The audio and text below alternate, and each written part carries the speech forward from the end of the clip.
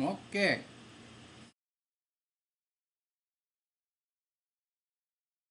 So you guys may remember when we left off, Lucky Rodriguez, he just landed the helicopter and it was kind of rough.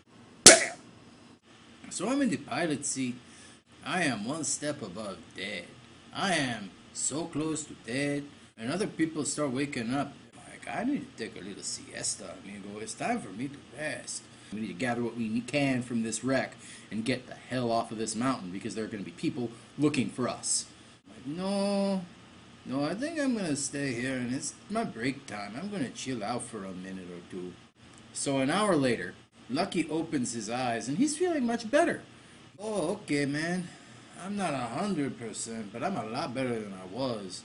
He's limping a little bit, but he's not terrible. He's like, rather than, gaping chest wound. So Lucky undoes his seatbelt. He takes a look at this Arab guy he took for a little ride. Either he's gonna get better and he develops the superpower to heal real fast, or he's gonna die. I didn't like leaving him behind, but we had stuff going on, so it was time. We need to get out of here. This is a bad place to be. Oh, I climb out of the helicopter. I take a good look around. We start walking. There's goats walking around. Like anybody might in that situation. My guys that are with me, they start shooting the goats. We kill 5 goats. Then we decide we don't want to kill 5 goats. We only need like 2 goats. But you know, what we really need is just 1 goat.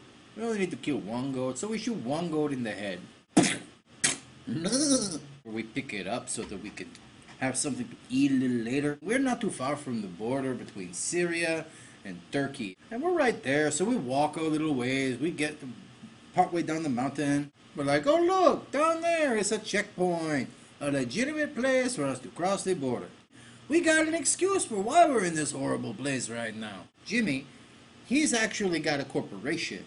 He's got a reason to be here. We decide we're gonna start heading that way. We're gonna talk to them. We're gonna show them our passport. Papers, please. So we start making our way down to this checkpoint. It's a whole pile of dead people. Some of them are wearing U.S. uniforms. We see that there's a truck. It's got a bunch of people in it, and it's starting to head out. We watch the truck driver hand off an envelope to one of the guys on the Turkish side of the border. One of the things I got in my cyberware is I got X-ray vision. You know, like Superman. So I kick on my X-ray vision, and I'm like, Swall! And I look in the truck and I see that there's we got like 7 soldiers plus the guy who's driving. Maybe like 3 prisoners, and they got their hands tied, they're down there. I get a body count for who all is inside this guard shack and who all is inside this guard shack, because we got the border of Turkey and Syria, and they're right here. They can see each other. I'm sure they get along great, they have their fiesta, this one dates that one's cousin, it's okay. Then we get the checkpoint. And I can see we got a couple guys in there with a couple of RPGs. I hop on the radio and I'm like, okay, amigos, let's stop that truck because it's got some prisoners in it. And maybe if we want to find out what's going on, we could ask them. So let's all coordinate together and let's stop the truck.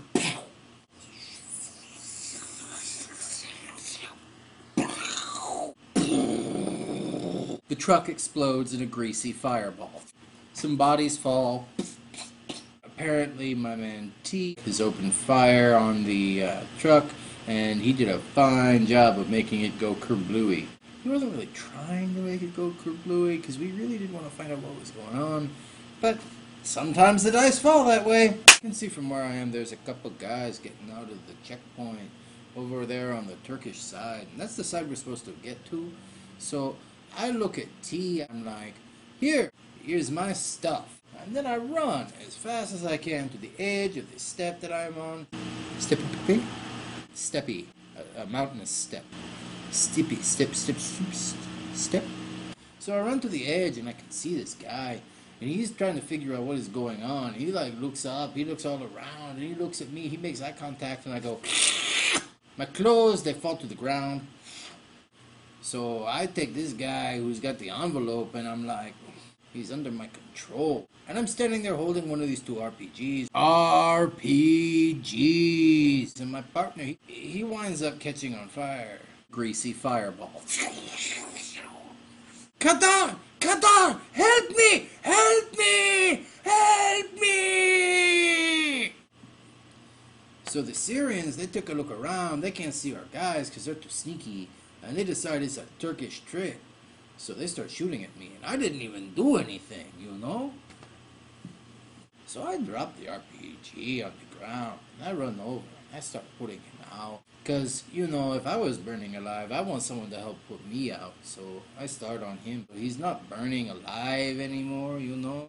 So he goes for his radio to call for help. He brings the thing up to his ear. So his hand just sort of disappears at the wrist. And he begins to scream because his hand is gone now.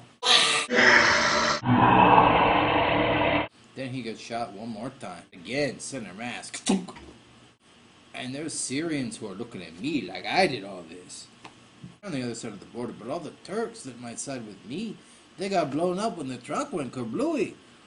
You know what? It's time for me to go back inside. I pick up my RPG and I go back inside. I shut the door, I lock it. The grenade goes off. And I'm like, man, what the hell is going on out here? Oh my goodness. So I walk inside, I take a look around, and I'm like, okay, well, what have I got? I got my gun, I got my RPG, I look in the envelope, and there's like $3,000 inside. There's the other door, in comes one of the other Turkish guys. And Jimmy, Spook, he just sort of appears. He appears from being invisible. He's right there. The face he's using right now is a little old lady. So it's a little old grandma. And he shoots this guy in the leg, and it blows his leg all the way off. And he's screaming and freaking out real good. There's a tourniquet on this guy's leg so he don't bleed out. I mean, We've got some approaching vehicles. You've got about 7 to 8 minutes. Wrap it up. Lucky, you should come over here and talk to this fella. You know the language. What's up, man? So, we got this medical equipment and we can help you get better. Or not. No, we got a few minutes before people show up. And you can either be laying here with your leg missing or we can fix it. So, we just want to ask you a couple questions. Is it okay? I don't want to die. What do you want to know? So I translate. He says he don't want to die. What do we want to know? Tell him to drop the hand grenade and then we can start explaining things. Because Lucky Rodriguez is very good at persuading people to do things, the guy drops the hand grenade. The pin is still in it. So we aren't going to go boom. Spook, she picks up the hand grenade that has fallen to the ground while I ask some questions. I ask this guy, I ask him, so why did they give the Turks money? He says, they come by for the Americans. They come by for the American soldiers. I ask him some more questions. He's like, I don't know. I know nothing. I just transferred in 2 days ago. Oh, no. Hey, Lucky, can I talk to you outside for a minute? I'm like, okay, yeah, it's no problem. Let's go out there and chat. And we walk outside. I'm like, so? And she's like, tink, wee. You should get the cover. It was scary, man. The people, they keep blowing things up and trying to kill me. I did not like that, no. So after a couple minutes of us arguing and talking, we decide, you know what? The thing to do is to leave the area. Let's get out of here. Next, we start poking around. We find ourselves a nice big rock. And underneath that rock, there is this, like, campsite. Jimmy and T, they find a frag mine down there and they disable it. They bring it with them, and but we decide this is a good place to set up camp.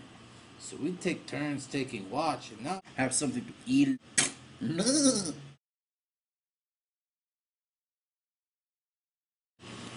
It's okay, you know. Lucky Rodriguez will be back next week.